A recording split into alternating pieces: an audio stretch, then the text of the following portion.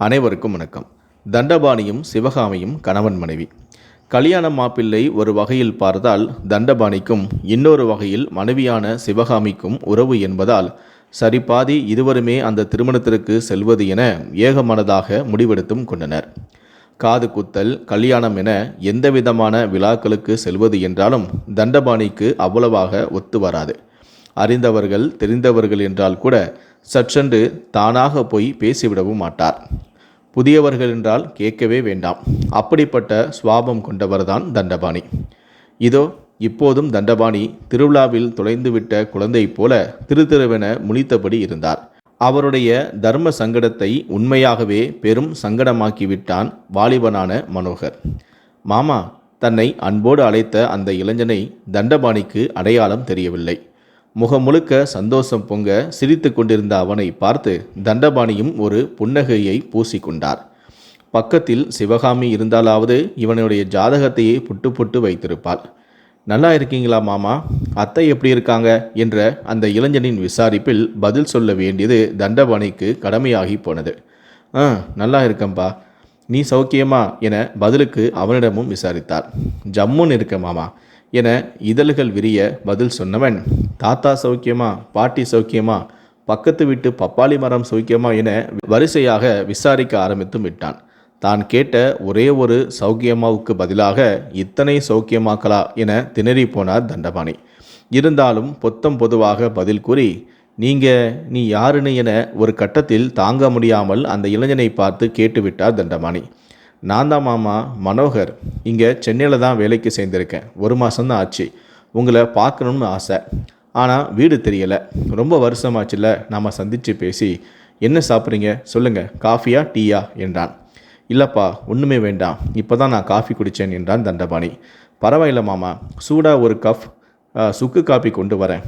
உங்களுக்கு தான் சுக்கு காப்பி ரொம்ப பிடிக்குமே என்று விறுவிறுவென உள்ளே சென்றான் மனோகர். எனக்கு சுக்கு காப்பி பிடிக்கும் என்பது இவனுக்கு எப்படி தெரியும் என மின்னலாக விரைந்த மனோகரின் முதுகை வெறித்த தண்டபாணியின் மூளை அவனை அடையாளம் காண முற்பட்டு பழைய ஞாபக பக்கங்களை புரட்டியது. ஆனால் எங்கோ பார்த்த முகம் மாதிரி சாயல் மனதில் நிழலாடியதை தவிர யாரென்றே அவனுக்கு நினைவுக்கு வரவில்லை தண்டபாணிக்கு. சிவகாமி கேட்கலாம் என பார்த்தால் மனைவியை தேடினார் தண்டபாணி. திருவிழா கூட்டத்தில் தொலைந்து போன ஒற்றை செருப்பை கூட கண்டுபிடித்து விடலாம். ஆனால் மனைவியை கண்டுபிடிப்பது அவ்வளவு சவாலாக போனது தண்டபாணிக்கு. அதுவும் சிவகாமி ஓரிடத்தில் நிற்க மாட்டாள். எந்த விஷயத்துக்கு போனாலும் கூட ஏதாவது வேலைகளை இழுத்து போட்டு செய்யக்கூடிய ரகம் அவள். பேசாமல் அவரை போலவே ஒரு மூலையில் தனியாக கிடந்த நாற்காலியில் போய் உட்கார்ந்து விட்டார் தண்டபாணி. மனோகரை ஒரு வழியாக மறந்தும் போனார்.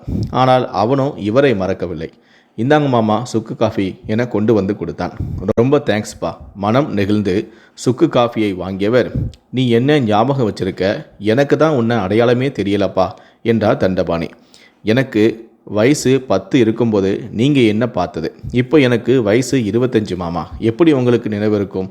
குரல் கம்மிய மனோகரிடம் தெரிந்த அந்த பாசத்தையும் தண்டபாணியின் மனசு புரிந்தும் கொண்டது. ஆனால் மாமா நீங்கள் அப்படியே தான் இருக்கீங்க, என்ன முடிதான் கொஞ்சம் வெள்ளையாடிச்சு என புன்னகைத்த மனோகர், நீங்கள் எனக்கு வாங்கி கொடுத்த கிரிக்கெட் பேட்டை நான் இன்னும் அப்படியே வச்சிருக்கேன் தெரியுமா, என் பையனுக்கு கொடுக்க என்றான். என்ன வயசுப்பா உன் மகனுக்கு என்றார் தண்டபாணி. இன்னும் எனக்கு கல்யாணமே ஆகலாமாமா, ஆனால் ஆகும்ல, பையனும் பிறப்பாம்ல, அவன் விளையாடுறதுக்கு அவன்கிட்ட கொடுப்பேன் மாமா, நீங்கள் எனக்கு வாங்கி கொடுத்த பேட்டை என்றான் மனோகர். விளக்கம் சொன்னவன் அதோடு விடவும் இல்லை. கிரிக்கெட் விளையாடு உட்பட தன்னுடைய முந்தைய கால சிறு வயது நினைவுகளை தண்டபாணியிடம் கண்கள் பளிச்சிட விவரித்தான் மனோகர். அதில் தண்டபாணி வாங்கி தந்த ஐஸ்கிரீம், சிவகாமி செய்து கொடுத்த அதிரசம் என இனிப்பான சம்பவங்களும் அன்பான சமாச்சாரங்களும் ஏகத்துக்கு இருந்தன. ஒவ்வொரு நிகழ்வையும் பற்றி பேசுகையில் அந்த ஞாபக மீட்சி மனோகரின் இதயத்தில் நிரம்பி கிடந்த பாசத்தையும் நேசத்தையும் பறைசாற்றியது. குளிர்சாதன வசதி இல்லாத பழங்காலத்து மண்டபம் அது. மணப்பெண்ணின் வீட்டாரது பாரம்பரியமான ராசியான மண்டபம் அது. சிவகாமிக்கு பெண்கள் கூட்டத்தில் வசதியான ஒரு இடமும் கிடைத்துவிட்டது இரவு உறங்குவதற்காக. தான் எங்கே படுப்பது என தண்டபாணி திணறிக் கொண்டிருக்க கேட்காமலேயே உதவிக்கு வந்தான் மனோகர்.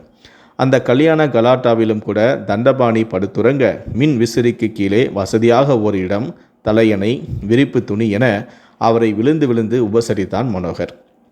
அவனது பரிவில் கவனிப்பில் கரைந்து போனார் தண்டபாணி. உள்ளம் நெகிழ்ந்து மகிழ்ச்சியில் திளைத்தார்.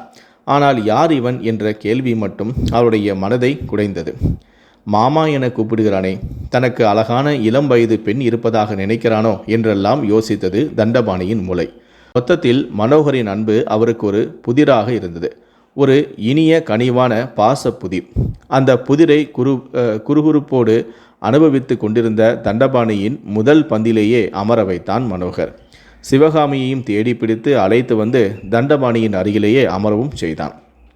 அவியல் வச்சுக்கங்க, பொரியல் வச்சுக்கங்க என இருவரையும் பார்த்து பார்த்து உபசரித்தான். இன்னும் கொஞ்சம் சாப்பிடுங்க என உணவோடு சேர்த்து நேச உணர்வையும் சேர்த்து பரிமாறிய மனோகரை காட்டி, யார் சிவகாமி இந்த பையன் என கேட்டார் தண்டபாணி. நிஜமாவே உங்களுக்கு அடையாளம் தெரியலையாங்க? நம்ப முடியாமல் கணவனை ஏறிட்டாள் சிவகாமி. தெரிஞ்சா நான் ஏண்டி உன்னை கேட்க போகிறேன், யார் அது என்றார் தண்டபாணி. அது உங்களுக்கு தெரியாமல் இருக்கிறதே நல்லது என கூடுதலாக இன்னும் ஒரு புதிராக பதில் சொன்னால் மனைவியான சிவகாமி. தண்டபாணிக்கோ மண்டை காய்ந்தது. பாசமாக தெரிகிறான், அனுசரையாகவும் பேசுகிறான், யாருன்னு கேட்டால் விதண்டாவாதமாக பதில் பேசுறியே என மனைவியிடம் புலம்பினார். அது வந்துங்க, சிவகாமி தயக்கமாக இழுக்கவும், நீ இப்போ சொல்லலை, பாதி சாப்பாட்டிலே எழுந்துடுவேன் என தண்டபாணி தன் மனைவியை மிரட்டினார். அது மனோகருங்க, என் அண்ணன் மகன்தான் என சிவகாமி பதில் சொன்னதுதான் தாமதம். பாதி சாப்பாட்டிலேயே கையை உதறிவிட்டு கோபமாக எழுந்து விட்டார் தண்டபாணி.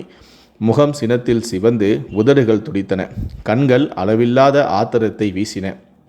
என்னமாமா பாதிலே என ஓடி வந்த மனோகரை பார்த்து, வாயமுற ராஸ்கல் ஓங்கி ஒலித்தது தண்டபாணியின் குரல். உன் கையால் பரிமாறத சாப்பிட்றதும் விஷத்தை சாப்பிட்றதும் ஒன்று தாண்டா. வந்துட்டான் மகன் அப்பனுக்கு வாரிசா. பாசமாக பேசி கழுத்தறுக்கிறத துரோகியரா நீங்க என்று கத்த ஆரம்பித்தார். தண்டபாணியின் கோபக்கூச்சல் பல தலைகளை திரும்ப வைத்தது. மனோகர் அவமானப்பட்டிருக்க வேண்டும். ஆனாலும் தண்டபாணியை எதிர்த்து அவன் ஒரு வார்த்தை கூட பதிலுக்கு பேசாமல் மௌனமாக இருந்து விட்டான். சினம் குறையாமலேயே அங்கிருந்து அகன்றார் தண்டபாணி. கணவரின் பின்னாலேயே செல்ல வேண்டியது சிவகாமிக்கு கடமையாகியும் போனது. என்னங்க நீங்கள் ஒரு வாலிப வயசு பையனை போய் அத்தனை பேர் முன்னாடி அப்படி திட்டினீங்களே, பதிலுக்கு அவனும் எகிரிந்தா என்ன பண்ணுவீங்க என சிவகாமி கேட்டதும் தான் தண்டபாணிக்கு தான் செய்தது தவறு என உரைத்தது. தான் அவ்வளவு கோபமாக சிறுமை தரும் வார்த்தைகளை கொட்டினாலும் எதுவும் பேசாமல் பொறுமையாக இருந்து விட்டானே அந்த மனோகர். இளம் வயது, அந்த வயதுக்கு உரிய கர்வம் திமிரென எதையுமே காட்டிக்கொள்ளாத அந்த அமைதி முகம் தண்டபாணியின் மனதை உறுத்தியது. அந்த பையன் ஒரு வார்த்தை தன்னை எதிர்த்து பேசியிருந்தாலும் எல்லோரின் முன்பு தன் மரியாதை கெட்டிருக்கும், மானம் கப்பலில் இருக்கும். உண்மை உரைத்தது தண்டபாணிக்கு. ஆனாலும் 15 ஆண்டு பகை, மறக்க முடியாத துரோகம். வீடு கட்ட தான் பார்த்து வைத்திருந்த இடத்தை வில்லங்கம் என இவரிடம் சொல்லிவிட்டு தனக்கென்று பேசி முடித்து கொண்ட ஏமாற்றுக்காரனின் பிள்ளைதான் இந்த மனோகர்.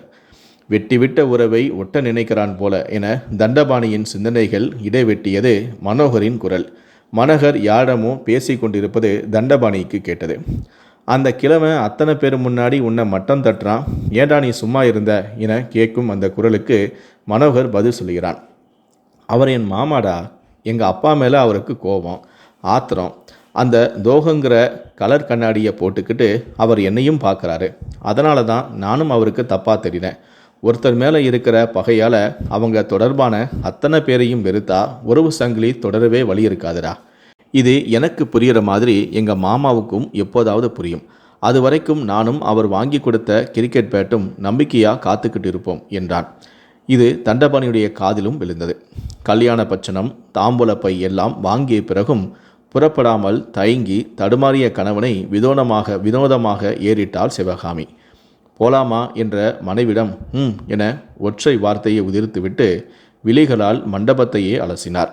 இரு வர என சிவகாமியை வாசலில் நிறுத்தி வைத்துவிட்டு மண்டபத்துக்குள் போனார் தண்டபாணி. 2 நிமிஷம் கழித்து வந்தார். வா போலாம் என்ற கணவனை மனைவியின் கண்கள் கேள்வியால் துளைத்தது. யார்கிட்ட சொல்லிட்டு வர போனீங்க என்றாள். நம்ம மனோகர்கிட்ட தான் என்றான் தண்டபாணி. ஆத்திரம் என்னாச்சு? அங்கே அன்பு வந்து எப்போது அரியணை போட்டு அமர்ந்தது? துரோகி என்பது மாறி எப்போது நம்ம மனோகர் என்ற பரிவானது? அறந்து விடாத உறவு சங்கிலியின் மந்திர இணைப்புகளை புரிந்து கொள்ள சில சமயம் பதில்கள் தேவைப்படுவதும் இல்லை. கல்பனா சன்னியாசி அப்படிங்கிற ஒரு எழுத்தாளர், ஒரு கதை ஆசிரியர் எழுதிய இந்த கதையை பற்றிய உங்களுடைய கருத்துக்கள் என்ன அப்படிங்கிறத கீழே இருக்கக்கூடிய கமெண்ட் செக்ஷனில் மறக்காமல் சொல்லுங்கள். முடிந்தளவுக்கு இந்த வீடியோவை மற்றவங்களுக்கும் ஷேர் பண்ணுங்கள். மேலும் இது போன்ற பல வீடியோக்களை பார்க்கணும் அப்படின்னு வச்சிங்கன்னா மறக்காமல் நினச்சா நீங்கள் சப்ஸ்கிரைப் பண்ணுங்கள். கூடவே அந்த பெல் சிம்பிளையும் மறக்காமல் கிளிக் பண்ணுங்கள். நன்றி, வணக்கம்.